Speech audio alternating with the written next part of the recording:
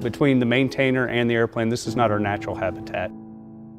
We are all about the elements, in the cold, in the heat. We live and we die out on the flight line. When I first heard the symptoms of this aircraft, immediately knew what the issue had been. So I was the first one out there to pull the panels off, and when we first got a real look at the damage, it was pretty, it took us back quite a bit. As soon as we dropped one of the panels, we actually had shrapnel fall out of it, and we stuck our heads up in there and saw about 3 feet of ducting that had been just blown apart.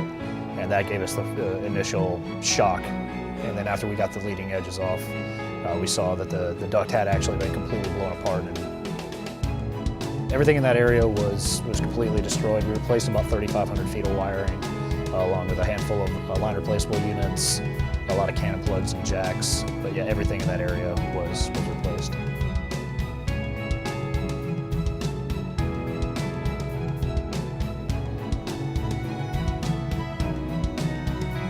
The most rewarding is obviously being a part of something so big. We've never done any kind of maintenance like that. As long as I've been in the Air Force, we've never done anything that big.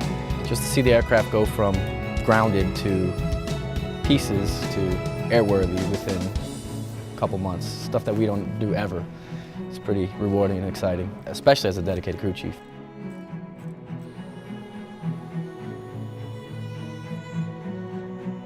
This isn't the type of thing that we normally do. This is normally accomplished by a depot team. So having to step back and not have a book to tell you how to do things, have to use a little brain power to put things into action was difficult. It was exciting. It was pretty cool to be able to step back and reassess the way that you do things and kind of rewrite the book as you go.